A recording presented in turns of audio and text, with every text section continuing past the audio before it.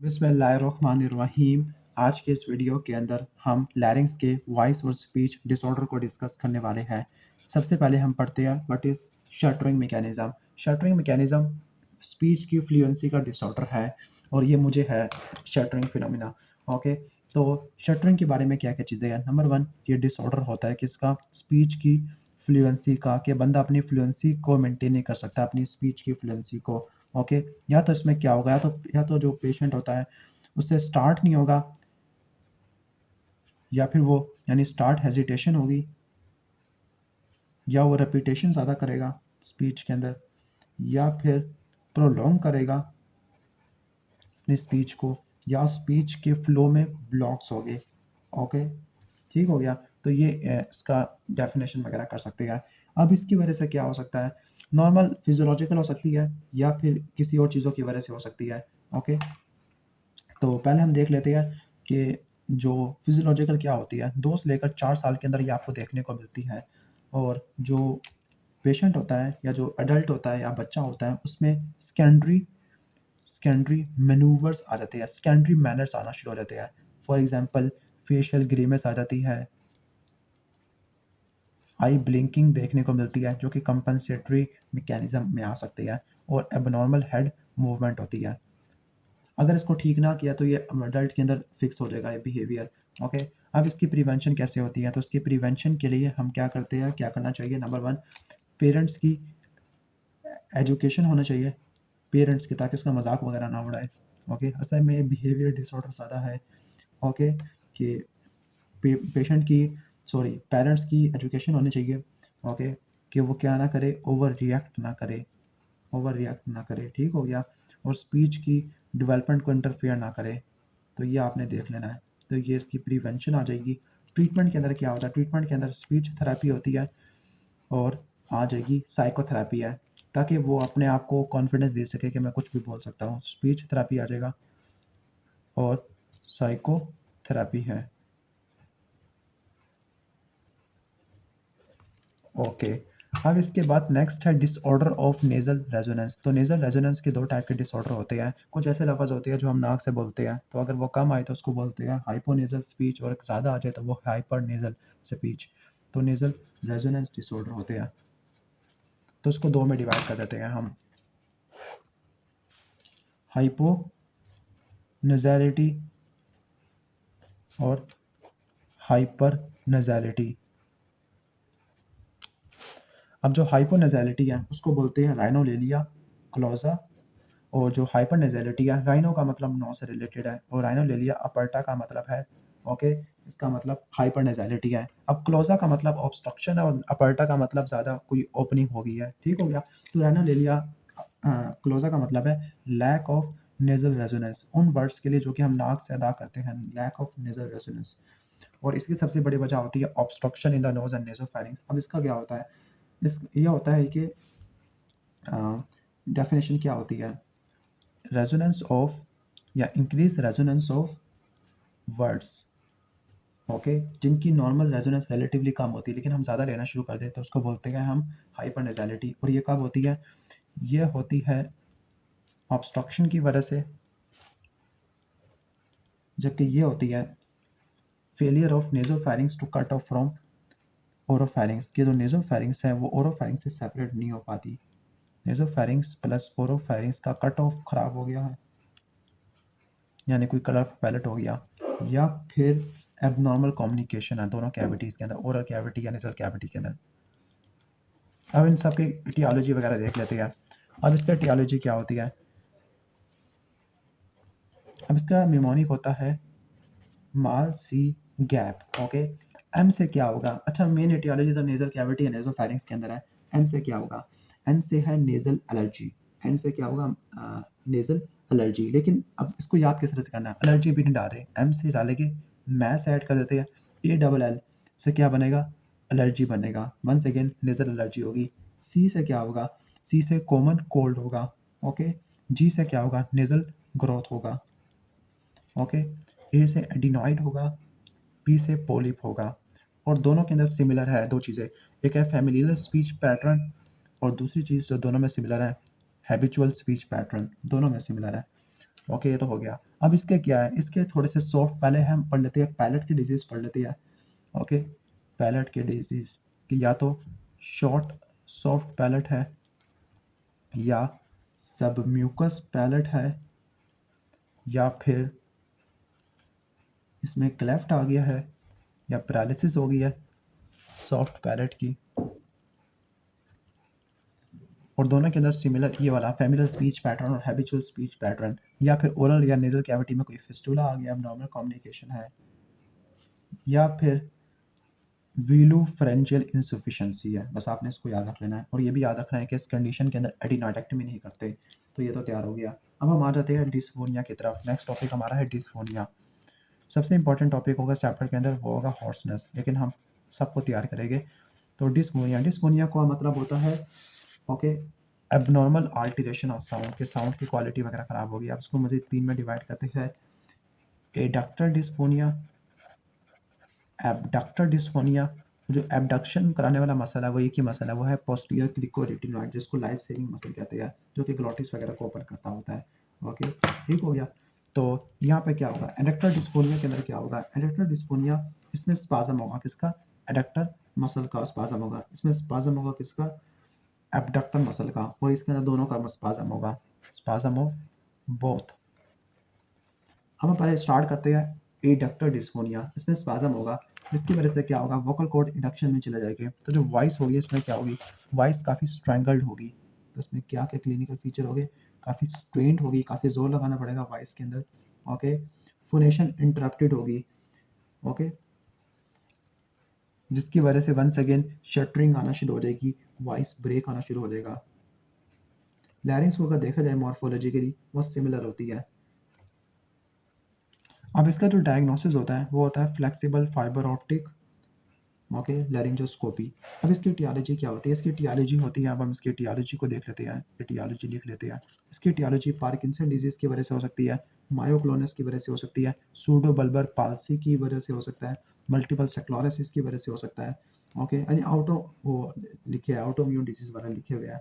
Okay, tardive डिस्काइनेजिया, ए tardive डिस्काइनेजिया, एमायोट्रोफिक lateral sclerosis, ये disease आना शुरू हो जाती है। अब ट्रीटमेंट के अंदर क्या है, क्योंकि स्पाजम है तो स्पाजम को ठीक करने के लिए हम बोtulinum टॉक्सिन देते हैं। ओके, तो क्या देंगे इसमें ट्रीटमेंट के अंदर, बोटॉक्स देंगे, बोटॉक्स। और जो बोटॉक्स होते हैं, बोtulinum टॉक्सिन है, वो इलेक्ट्रोमायोग्राफी गाइडेड रूट से देंगे। ओके, तो इसका आपने तैयार कर लेना है। बाकी वॉइस को इंप्रूव कराने के लिए वॉइस थेरेपी वगैरह करवाती है, सब चीज़ें आप देख लेना है, या साइकोथेरेपी वगैरह। अब इसके बाद abductor dysphonia, once again spasm की वजह से होगा। इसमें जो पेशेंट है उसकी वॉइस ब्रीदी वॉइस होगा। ओके, या ब्रेक्स होगी, वंस अगेन वॉइस में ब्रेक होगी, आपको देखने को मिलेगी। और ये जो कंडीशंस होती है, ये स्ट्रेस के टाइम पर, या जो बंदा टेलीफोन यूज़ कर रहा है इस टाइम पर काफ़ी ज़्यादा वो हो जाती है। ओके, अब इसका जो ट्रीटमेंट होता है, वंस अगेन बोtulinum टॉक्सिन है, लेकिन वो किस मसल में देंगे, पोस्टीरियर क्रिको रेटिनॉइड में देंगे, पोस्टीरियर क्रिको रेटिनॉइड। और वहाँ पर जो टेक्निक थी वो ईएमजी थी, यहाँ पे परक्यूटेनियस या एंडोस्कोपिक रूट पर लिख लेते हैं। परक्यूटेनियस रूट हो सकता है या एंडोस्कोपिक रूट हो सकता है। ओके, ये हम वगैरह यूज़ कर लेते हैं। और अगर इससे भी ठीक नहीं होता बोtulinum टॉक्सिन से, तो हम थायरोप्लास्टी टाइप 1 कर सकते हैं, या फैट इंजेक्शन कर सकते हैं। ओके, तो यहाँ पे आके हमारा डिस्पोनिया वाला टॉपिक खत्म हो जाता है। मिक्स के अंदर दोनों चीज़ आपको देखने को मिलती है। अब इसके बाद फोनेस्थीनिया है। फोनेस्थीनिया का मतलब है वॉइस का कमजोर हो जाना, weakness of voice due to fatigue of phonatory muscle होती है। ओके, तो हम यहाँ पे हेडिंग दे देते हैं नंबर 4 आई थिंक, फोनेस्थीनिया। थीनिया का मतलब कोई कमजोरी वगैरह आ गई है, तो फोनेस्थीनिया का मतलब है weakness of voice. Okay, weakness of voice due to fatigue, fatigue हो गया मसल की, जो कि वॉइस को प्रोड्यूस करते हैं। अब कौन से दो मसल आते हैं इसमें, एक मसल रट्टा मान लो थायरो एरेटिनॉइड मसल आ जाएगा, और दूसरा इंटर एरेटिनॉइड मसल आ जाएगा। अब इसके जो कॉज होता है वो क्या होता है, वोकल अब्यूज, अब्यूज या मिस यूज, या फिर लैरेंजाइटिस होता है। और वंस अगेन क्लिनिकल फीचर के अंदर क्या होगा, पेशेंट की वॉइस की फटीगेबिलिटी हो जाती है, ज़रा सा बोलते हो जाते हैं। डायग्नोसिस कैसे करेंगे, डायग्नोसिस करने के लिए आइडियल करते हैं, तो आइडियल में आपको 3 चीज़ें देखने को मिलती है। वो कौन सी 3 चीज़ें होती है, नंबर 1 इलिप्टिकल स्पेस होती है वोकल कॉर्ड में। ओके। तो अगर वीकनेस है किसकी, थायरोरेटिनॉइड की, तो इस केस में क्या होगा, इस केस में आपको इलिप्टिकल स्पेस देखने को मिलेगी, elliptical space, okay, elliptical space between vocal cord. लेकिन अगर इंटर रेटिनॉइड में वीकनेस आ गई है, तब इसमें क्या होगा, इसमें आपको ट्रायंगुलर गैप देखने को मिलेगा, खासतौर पर पोस्टीरियर कमीशन के नज़दीक। और अगर दोनों की होगी है बोथ, तो आपको की होल अपीयरेंस देखने को मिलेगी, keyhole appearance. Once again treatment में वॉइस को रेस्ट देते हैं, वोकल हाइजीन, वोकल एजुकेशन वगैरह ये सब चीज़ें आ जाती है। नेक्स्ट है प्यूबरफोनिया, जिसको बोलते हैं म्यूटेशनल फाल्सिटो वॉइस। आपने ये नोट करना है कि जो नॉर्मली ऐसा होता है कि जो बच्चों की वॉइस होती है उनकी पिच रिलेटिवली ज़्यादा होती है, पिच का मतलब इनकी फ्रीक्वेंसी वगैरह वो हो जाती है, काफ़ी हाई होती है, लेकिन अडल्ट के अंदर आपको कम देखने को मिलती है। यानी जैसे ही लैरिंग्स मैच्योर होता है प्यूबर्टी पे, तो जो वोकल कॉर्ड है उनकी लेंथनिंग होती है, जो वॉइस की पिच होना शुरू हो जाती है। ये मेल्स के अंदर काफ़ी ज़्यादा होता है, लेकिन अगर ये ना हो तो फिर आ, इस कंडीशन को बोलते हैं प्यूबरफोनिया। ओके, तो यहाँ पर हम लिख लेते हैं इसका वजह क्या होती है। फेलियर होता है वोकल कॉर्ड की लेंथनिंग का, जिसकी वजह से क्या होती है, आपकी जो वॉइस होती है वो चाइल्डहुड होती है और हाई पिच वॉइस होती है, childhood high pitch voice. This condition is called puberphonia. यह उनमें देखने को मिलता है इन वॉइस में जो कि इमोशनली इनस्टेबल होते हैं, इनसिक्योर होते हैं, ओके, या फिर ज़्यादा फिक्सेशन होती है अपनी मदर की, ओके। साइकोलॉजिकली मेल रिस्पॉन्सिबिलिटीज तो होती है फिजिकल और सेक्सुअल डेवलपमेंट से, लेकिन सिर्फ वॉइस का ही मसला होता है, ओके। अब इसका ट्रीटमेंट क्या होता है, ट्रीटमेंट इसका आपने रट्टा मारना है कि इसका ट्रीटमेंट किया है कि बॉडी को ट्रेन करना, ट्रेनिंग करना अपनी। और एक प्रोसीजर का नाम है जिसका नाम है गर्ट्समैन प्रेशर टेस्ट। गर्ट्समैन प्रेशर टेस्ट में क्या होगा, इसमें प्रेशर अप्लाई करेंगे कहाँ पर, थायराइड प्रोमिनेंस पर। और इसकी डायरेक्शन क्या होगी, डायरेक्शन एग्जाम में आ सकती है, आपसे पूछा जा सकता है कि थायराइड प्रोमिनेंस में किस डायरेक्शन में करते हैं, तो बैकवर्ड और डाउनवर्ड डायरेक्शन में करते हैं, बैकवर्ड और डाउनवर्ड डायरेक्शन में करते हैं, जिसकी वजह से क्या होगा, जो ओवर स्ट्रेच वोकल कॉर्ड है वो रिलैक्स पड़ जाएगा। जब वो रिलैक्स हो जाएगा तो फिर वोकल कॉर्ड की लेंथनिंग होती है, जब वोकल कॉर्ड की लेंथनिंग होती है तो फिर पिच क्या होना शुरू हो जाएगी, पिच कम होना शुरू हो जाएगी, टोन वगैरह कम होना शुरू हो जाएगी, ओके। तो ये ट्रेनिंग वगैरह करनी पड़ती है आपको। This is प्यूबरफोनिया। नेक्स्ट है जो इम्पोर्टेंट चीज़ पहले कर लेते हैं, hoarseness of voice. Hoarseness of voice, hoarseness का मतलब है roughness of voice. Roughness of voice की दो मेन रीज़न होती है, या तो वेरिएशन है पीरियोडिसिटी की, या इंटेंसिटी की वेरिएशन है, ओके। तो हम यहाँ पे लिख लेते हैं roughness of voice, roughness of voice. और इसकी दो वजूहत होती हैं, resulting from variation of, from variation of, या तो वॉइस की पीरियोडिसिटी खराब है, या फिर इसकी हम कह सकते हैं कि इंटेंसिटी खराब होती है, ओके। अब जो हॉर्सनेस होती है, अब हॉर्सनेस कराने के लिए क्या तीन मैकेनिज्म होते हैं, वो तीन मैकेनिज्म, अच्छा ये तो डेफिनेशन वगैरह पढ़ ली है साउंड वेव की। अब थ्री मैकेनिज्म फॉर हॉर्सनेस, फिर हम इसकी टियोलॉजी वगैरह पढ़ते हैं। Number one, loss of approximation, कि जो वोकल कॉर्ड की अप्रॉक्सीमेशन नहीं हो पा रही।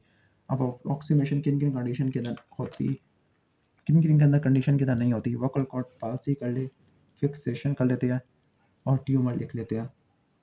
नंबर टू, वोकल कॉर्ड का साइज। अब जो साइज़ है वो बढ़ भी सकता है, वो कम भी हो सकता है।